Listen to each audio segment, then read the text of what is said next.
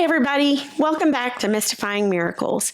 My name is Kristen, and I search out true stories every week, twice a week usually, and those stories always have at least one miracle in them.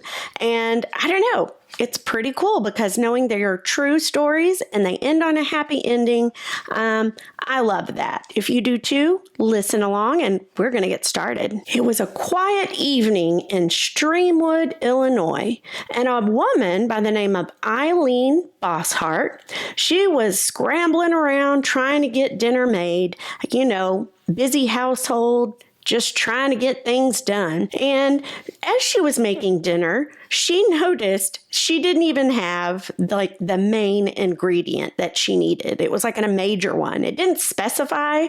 It just said major ingredient was missing. She needed it and she was just dreading it oh man, I don't have time to go to the store. And the reason being, she had kids. Later that evening, she was supposed to go to choir practice. So if she made a trip to the store now, she'd be late for that, just late in getting everything done. So she opened up all her cabinets and she was going through that kitchen like a mad woman. She was like, what can I substitute? She searched and searched as fast as she could. There was not a thing in that cupboard that she could use. So she was like, oh my gosh, I'm going to have to do it.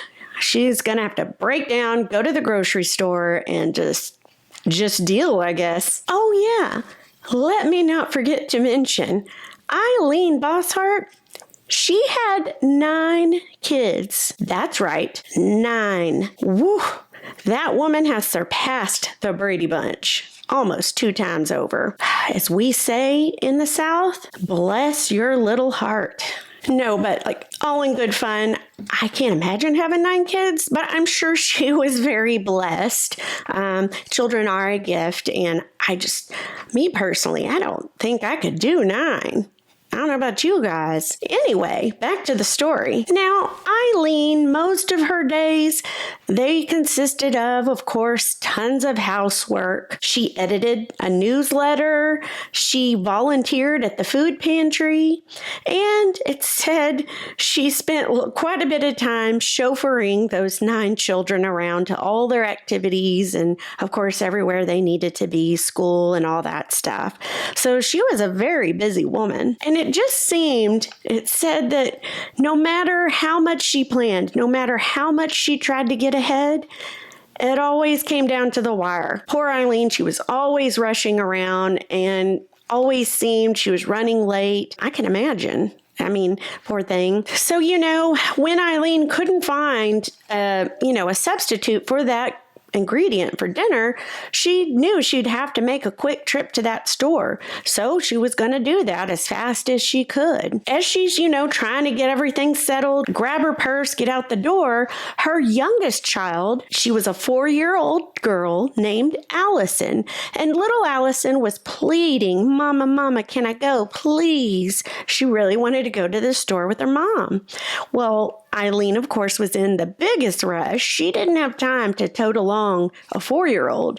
So she was trying to tell her, no, honey, no, I'm sorry. Maybe next time. You stay here with your brothers. So she kindly told Allison, sit down in front of the TV with your brothers, Mark and Danny, and I'll be back as quick as I can. And with her thoughts all scrambled, Eileen rushed out that front door of their home and got into their station wagon that was parked into the front of the driveway. She's quickly, tossing everything. She sticks the key in the ignition, throws the gear in reverse, and it stuck.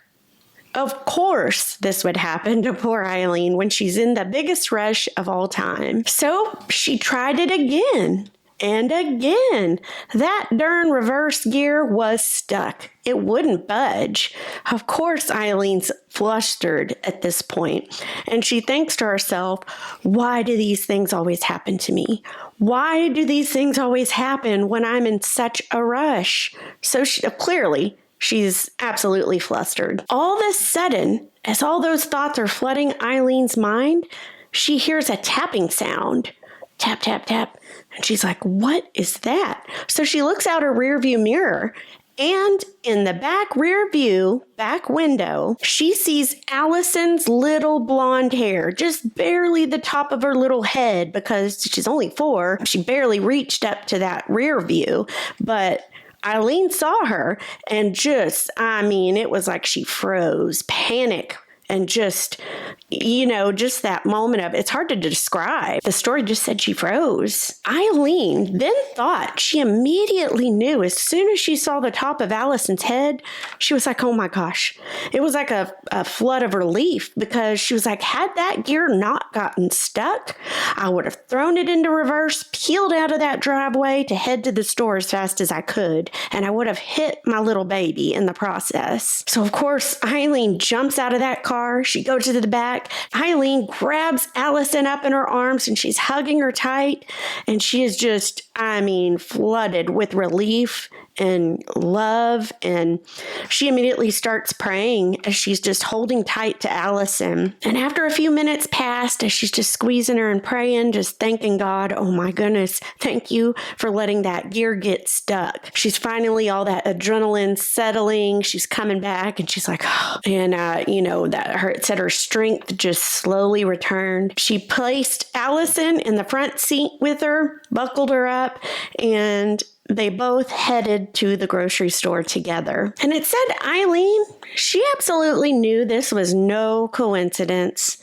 And she said, quote, I know that God is attentive to us, whether we are consciously thinking of him or not. Man, that's so true. And it just said, she will be forever grateful that he spared her and the rest of their family from what would have been just tragic. I can't imagine what that would have done. She would have lost her little girl and it would have left her for the rest of her life I'm sure in depression had that happened, So what a blessing that gear did get stuck. What seemed like a short story, maybe a small miracle to some, to me, that's a huge miracle. That is God intervening, absolutely. And, man, what a blessing.